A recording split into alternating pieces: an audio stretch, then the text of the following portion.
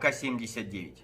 На фоне последних заявлений ряда российских политиков особую актуальность приобрела история появления городов Северного Казахстана. В том числе и ко мне с подобной просьбой обратились несколько моих подписчиков, и потому сегодня я решил рассказать историю города Петропавловск, являющегося ныне центром Северо-Казахстанской области. Итак, начнем. Вообще-то, почему-то в целом ряде научных трудов, да и просто публикаций, приводится, что Петропавловск был основан как военная крепость Святого Петра.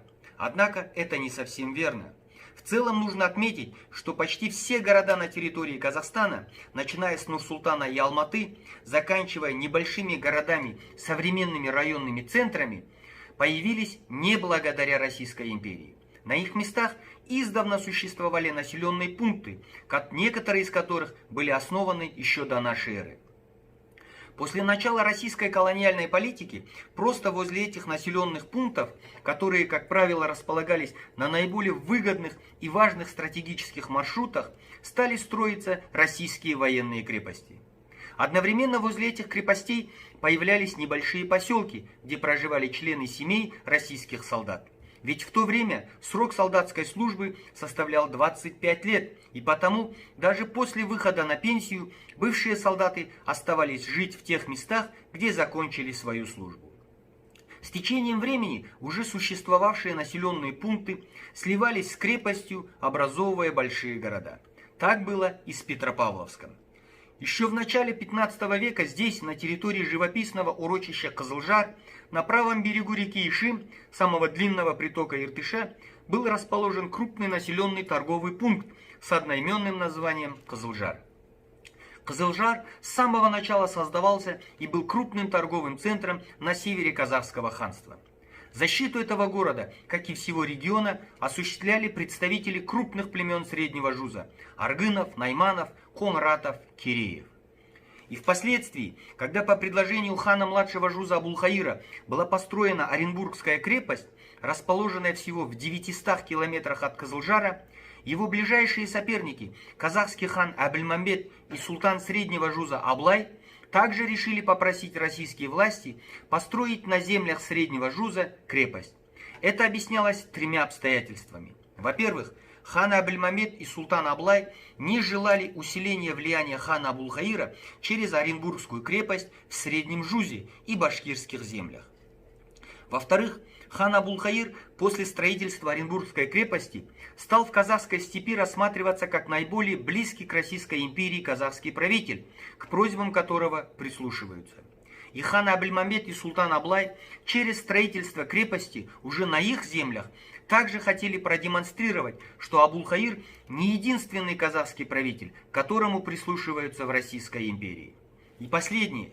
Наличие российской военной крепости недалеко от границы с джунгарскими владениями могло сыграть свою роль при отражении очередных джунгарских набегов. У Российской же империи были свои причины для строительства здесь военной крепости. С одной стороны, эта крепость служила бы делу обороны южных рубежей империи. С другой стороны, в последующем стала бы неплохим опорным пунктом колонизации казахской степи. И вот летом 1752 года в том же урочище Кызылжар, недалеко от городка Кызылжар, закладывается небольшая российская крепость. К октябрю 1752 года крепость, которой присвоили имя популярного православного святого Петра, была построена. При этом султан Аблай, который управлял здешними племенами, выставил непременное условие. Крепость не должна мешать деятельности Кызылжара как центра приграничной торговли казахов с населением Сибири. Сохранилось даже письмо Аблая с этим требованием. Крепость имела форму правильного шестиугольника площадью около 2 гектаров. По углам его на равном расстоянии располагались бастионы. Бастионы, выходящие к реке, например, именовались Нагорный и Ишимский. Общая длина крепостной стены составила более 1,5 километров. В бастионах размещались пушки. Внутри крепости казармы, конюшни, офицерские дома, гарнизонная церковь, пороховой погреб и другие подобные помещения. После начала зимы в крепости остался небольшой гарнизон из 50 драгун и 40 солдат. Главной его задачей на тот момент были постоянное наблюдение за близлежащей казахской степью и следить, не подаются ли сигналы бедствия с близлежащих российских крепостей. С Россией крепость связывала также цепочка почтовых станций. Весной 1753 года строительство возобновилось. Это объяснялось тем, что нужно было разместить прибывающие семьи солдат, поэтому даже появилось предместье. В предместье были построены казачья станица, госпиталь, слесарня. По мере роста гарнизона росло и предместье. В 1752 году при крепости уже было два предместья – Нагорная часть и Подгорье. Появился даже посольский дом для приема представителей Коканда и других иностранных государств. Именно к этому времени можно отнести фактическое объединение городка Кызылжар и предместий крепости в один населенный пункт Кызылжар.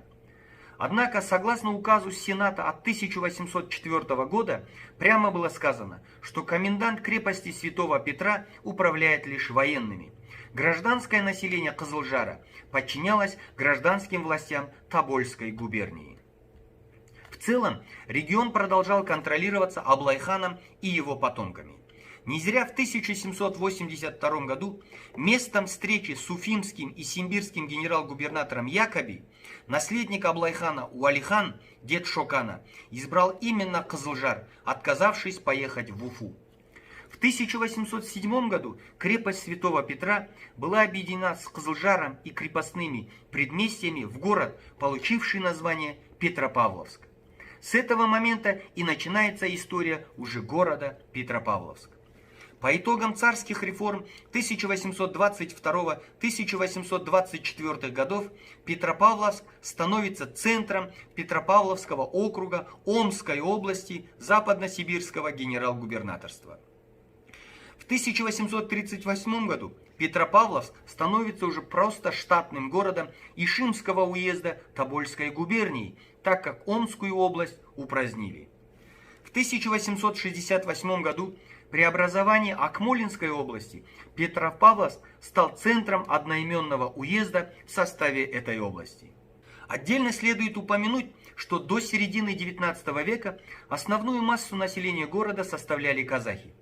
Удельный вес русского населения стал стремительно расти после реформы 1861 года, когда в Российской империи отменили крепостное право, и в Казахстан ринулись миллионы нищих и безземельных русских крестьян. Оказало существенное влияние на рост русского населения и строительство Сибирской железной дороги. И по переписи 1897 года в Петропавловске русские составляли около 70% от всего городского населения. После начала гражданской войны в 1918 году Петропавловск стал одним из центров борьбы против советской власти, превратившись в один из опорных пунктов войск сибирского старшины генерала Волкова. После установления советской власти в городе в 1919 году Петропавловск становится центром уезда в составе Омской губернии. Однако многие казахские лидеры выступили против этого, законно требуя от большевиков вернуть Петропавловск в состав казахских земель. Ситуация, однако, осложнялась тем, что Сибирский революционный комитет, возглавляемый шовинистически настроенными большевиками, как Иван Никитич Смирнов и Сергей Егорович Чуцкаев, не желал возвращать в состав Киргизской автономной республики Петропавловский уезд. В этих условиях казахским лидерам пришлось настоять на создании чрезвычайной полномочной комиссии по данной территории. И только в апреле 1921 года вышло постановление этой комиссии об организации Акмолинской губернии с центром в городе Петропавловск и включении этой области в состав Киргизской автономной республики. Но споры продолжились и после принятия этого постановления. Только в 1930 году, после передачи небольшой части бывшего Петропавловского уезда в состав Омской области Сибири, сибирские большевики согласились признать вхождение Петропавловска в состав теперь уже Казахской автономной республики. казахским лидерам для того, чтобы больше у сибирских большевиков не возникало мысли о включении Петропавловска в состав Сибири, пришлось даже с 1930 по 1932 годы передать Петропавловск в прямое управление республиканской власти Казахской автономной республики. С 1932 года Петропавловск становится административным центром Карагандинской области. С 1936 года по настоящее время Петропавловск уже стал областным центром Северо-Казахстанской области. Таким образом, Петропавловск – это казахстанский город, который был построен на исконной казахской земле, и появился он в результате объединения казахского Кызылжарского городка и российской крепости Святого Петра.